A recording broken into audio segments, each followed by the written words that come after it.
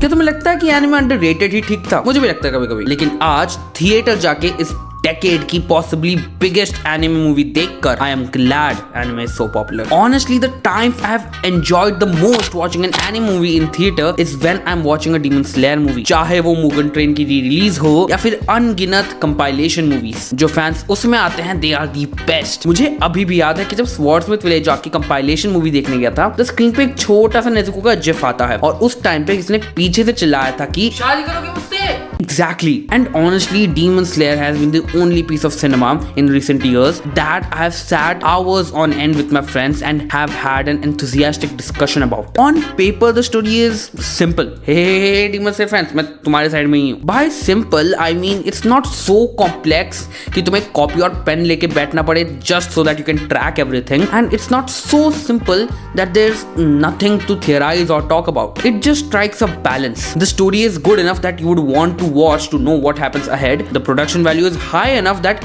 it would hype anyone who watches it, and the world is simple enough that you don't need a degree in science to make a theory about it, and that's why it's so fun. And now the movie, it was amazing. अब देखो, मुझे मार देना comment section में इसके लिए, लेकिन मैं मूवी के लिए थोड़ा लेट हो गया था, लेकिन फॉर्चुनेटली मैंने कुछ मिस नहीं किया. उसका प्रूफ है ये टाइटल कार्ड. एंड ऐसा बिल्कुल नहीं है कि जो दोस्त मेरा जल्दी पहुंचा तो उससे ये रिकॉर्डिंग मंगवा ली. अब स्टार्टिंग में मूवी स्टार्ट हुई थी हैं, मतलब स्टार्टिंग में मैं थोड़ा डिटैच्ड था मूवी से, सारी इमोशंस में फील नहीं कर पा रहा था. वो शायद इसलिए भी हो सकता है क्योंकि इसे भरे थिएटर में देखने की आदत नहीं ना है. सुना है कभी नाम सोशल एंजाइटी का? अब ये स्टार्ट तो सीजन 4 के आखिरी एपिसोड के एंड से ही होता है, लेकिन बस हमें स्टोन हाशिरा गियोमी और उबुयाशिकी के बीच का एक डिस्कशन दिखाया जाता है, और इससे ज्यादा कुछ नहीं पता रहा मैं मूवी में क्या होता है. स्टोरी सबको ही पता है. रास्ते में मैं और मेरे पुत्र दोस्त आपस में यही बोल रहे थे कि स्टोरी की हर डिटेल पता ही है, और मूवी पायरेट करने के लिए पिछले महीने से अवेलेबल है. And still our broke asses paid way too much what we usually pay for a movie and went to the theater to watch this movie, and honestly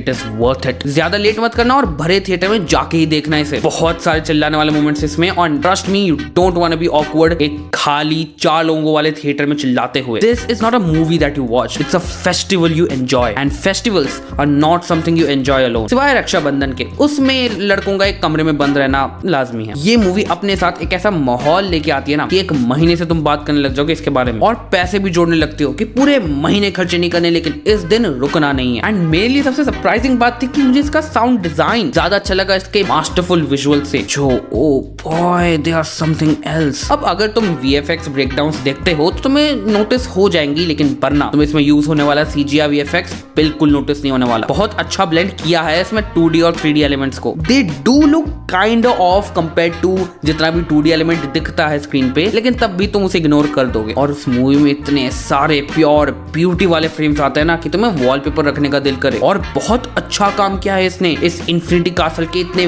vast landscape को दिखाना अपने विजुअल से. लेकिन ये है कि कभी कभी इसके फाइट सीन्स इतने फास्ट पेस्ड हो जाते थे कि तुम फॉलो नहीं कर पाते कि कौन क्या क्या कर रहा है. पर पता है, उसे भी ऐसा कंप्लेंट कहने का मन नहीं कर रहा, क्योंकि यार मूवी तो अच्छी है, लेकिन जिस इवेंट की तरह इंडिया में आई है ना, और वो भी CBFC के बिना कुछ काटे, फॉर अ मोमेंट मुझे भी लगा कि शायद CBFC को पता है कि अगर इन्होंने इस मूवी में कोई चोट कर दी तो सारे फैंस पहुंच जाएंगे उनके ऑफिस मशाले लेके. और ऐसा कब होगा कि इतनी action packed non Indian movie को CBFC छोड़ दे, भले ही एनिमेटेड हो. एंड ऐसा कब होगा कि एक एनिमे मूवी की टिकट्स इंडिया में मिनटों में बिक रही हैं. Okay, I am getting off rail. इसका साउंड डिजाइन हर बार एकदम परफेक्टली म्यूजिकल क्यूज को टच करती है ये मूवी. थ्रू आउट हम एक स्ट्रक्चर फॉलो करते हैं, चाहे डीमन हो या डीमन स्लेयर. पहले तो वो जीतने लगेंगे, लेकिन फिर कुछ तो प्रॉब्लम आ जाएगी, फिर वापस जीतने लगेंगे, फिर वापस से कुछ प्रॉब्लम आ जाएगी, एंड देन एंड में नो स्पॉयलर्स. और इसके म्यूजिक का राइज करना, जब स्लेयर्स मारने लगते हैं डीमंस को, शॉक वाले मोमेंट्स में एक डेड साइलेंस का आ जाना, मुझे अपने साइड वाले के सस्पेंस में सांस लेना सुनाई दे रहा है, और फिर बैक स्टोरीज के टाइम पे इमोशनल म्यूजिक. इनफैक्ट थिएटर में देखने की वजह से शायद मुझे वॉइस एक्टर्स जो सटली चेंजेस करते हैं ना अपने बोलने के तरीके में, वो भी नोटिस हो रहे थे. स्पेशली डोमा के केस में, he has a very I am an arrogant bastard वाला वॉइस. पर कब वो गुस्से में थोड़े इरिटेटेड सार्काज्म के साथ बोल रहा है, कब वो पिटी में बोल रहा है, और कब एरोगेंटली, वो सारी सटल चेंजेस नोटिस हो रही थी. This movie sounds to be perfect with no flaws, doesn't it? देखो, स्टोरी मुझे भी पता थी, पर मैं मेजॉरिटी चीजें भूल गया था, तो कहीं ना कहीं मैं ऐसे ही देख रहा था जैसे मैं पहली बार इस स्टोरी को अनफोल्ड होते हुए विटनेस कर रहा हूं. एंड इवन दो इस मूवी में कुछ मोमेंट्स आते हैं जो जेन्युइनली तुम्हें शॉक कर देगी और कुछ ट्विस्ट्स हैं जो तुम्हारा दिल रोक देती हैं। लेकिन मोटा मोटी ये मूवी एक कंसिस्टेंट स्ट्रक्चर फॉलो करती है। हारेंगे जीतेंगे, but it speaks to how good the visuals, the music scores, the sound design, the overall execution is. कि इस मंडेनली स्ट्रक्चर्ड स्टोरी होने के बावजूद कि अगर कोई और एनिमे होता तो तुम उसे बोरिंग कह देते, डीमन स्लेयर होने की वजह से you stay hooked. And apart from the big twists that you don't expect, you still hold your breath for the small twists and turns that the movie presents to you. और पता है कि Zenitsu के serious होने के बाद realise हो रहा है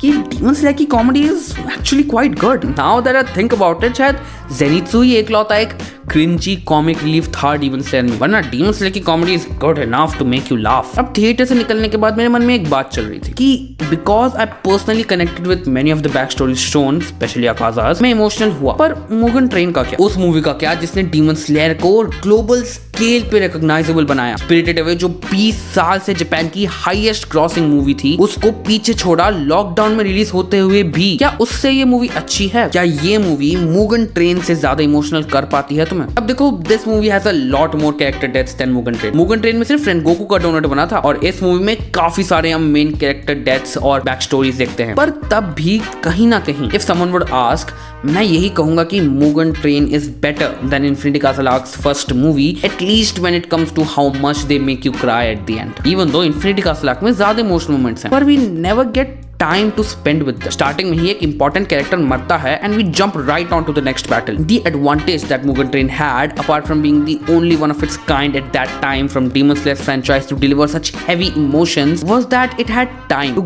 give us, to feel how big of a loss it was to lose Rengoku, to have the time to show how pure of a soul Rengoku was and how much everyone respected him, and at the same time give us time to process it. That's why Rengoku's death leaves such an impression on us. इस movie में through out मुझे तरस आ रहा था कि इतने सारे main character deaths हुए जा रहे हैं और हमारे हीरोज को ग्रीव करने का मौका नहीं मिल रहा, and they have to instantly jump to the next battle. Even उन्हें उनके लिए जो फादर फिगर थे उबुयाशिकी, उनके डेथ पे भी ये लोग ग्रीव नहीं कर पाते और उन्हें लड़ते रहना पड़ता है। तो कहीं ना कहीं इस मूवी का इतना फास्ट पेस्ड होना ही इसके लिए एक डिसएडवांटेज बन जाता है। लेकिन जिस टाइप का एक्सपीरियंस ये मूवी प्रोवाइड करती है कि सब चिल्ला रहे हैं, सब इमोशनल हो रहे हैं, जो भी फील कर रहे हैं सब साथ में कर रहे हैं, वो कुछ ऐसा है जो मैं कभी नहीं भूलने वाला।